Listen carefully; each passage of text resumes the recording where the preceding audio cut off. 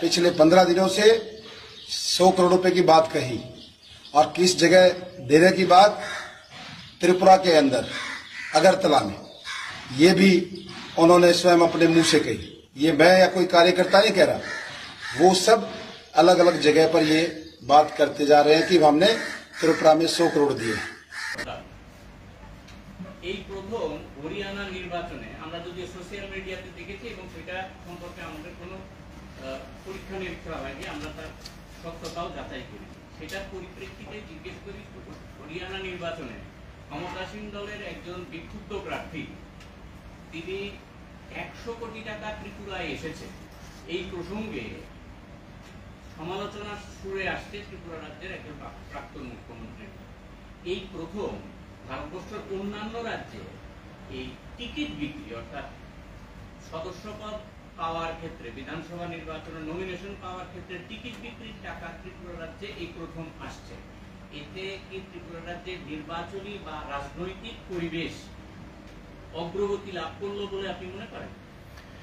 না, এটা দেখুন, এই যে যেটা বললেন আপনি, নাম বলেননি, বিপ্লব কুমার দেব।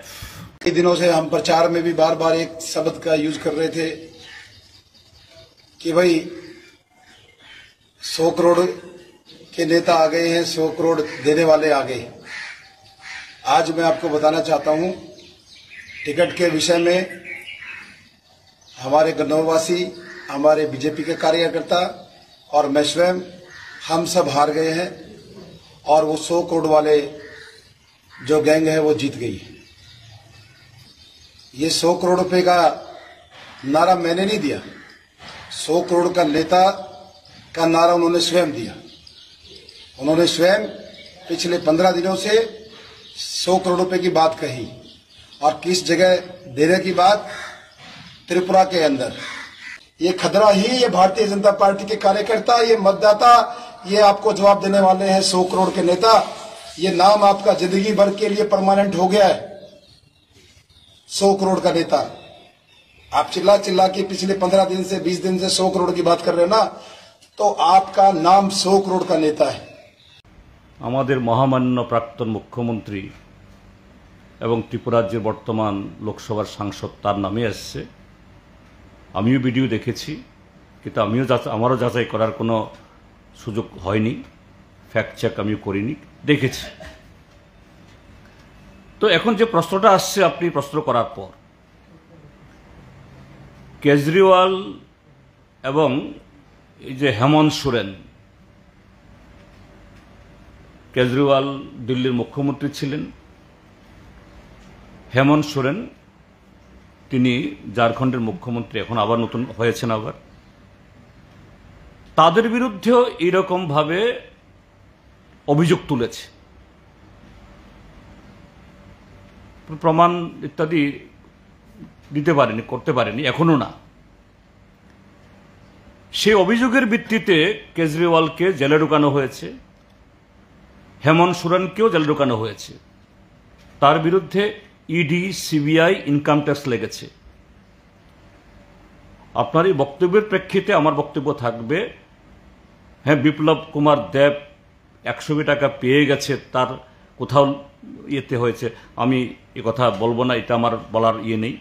কিন্তু এটা গুরুতর অভিযোগ। বিপ্লব দেবের বিরুদ্ধে কেন ইডি, সিবিআই, ইনকাম ট্যাক্স লাগবে না? এবং এই কথাটা বলার পেছনে একটু যে কি বলে না, এটা প্রাইমা ফেসি একটা সন্দেহ তৈরি হয়। এই যে কদিন আগে যোগী আদিত্যনাথ এসেছিলেন একটা মন্দির উদ্বোধন করার জন্য, সেই কর্মসূচিতে এই বিপ্লব বাবু দিল্লি থেকে এসছেন।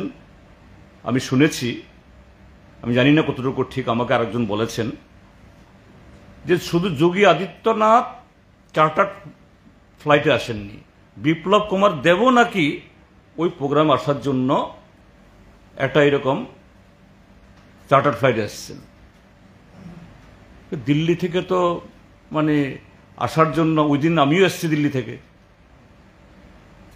এই যে এয়ার ইন্ডিয়া এক্সপ্রেস হয়ে ভায়া গুয়াহাটি, যদি ওই প্রোগ্রামে আসতে চান বিপ্লব বাবু ওই ফ্লাইটে আসতে পারতেন বা আগের দিন আসতে পারতেন, কিন্তু কি।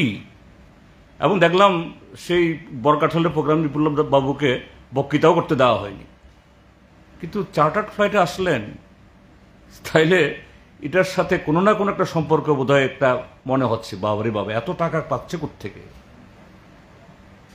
বিজেপি দল নিশ্চয়ই যে তাদের মানে উত্তরপ্রদেশের মুখ্যমন্ত্রী, ত্রিপুরার মুখ্যমন্ত্রী আছেন, সেই প্রোগ্রামে পাঠানোর জন্য বিজেপি দল তার তহবিল থেকে এরকমভাবে ফ্লাইট ভাড়া করবেন না। তবে আমি ফ্লাইট নিজে দেখিনি, আমাকে অনেকে বলেছেন এরকম, তিনি নাকি এরকম একটা ফ্লাইটে আসছেন।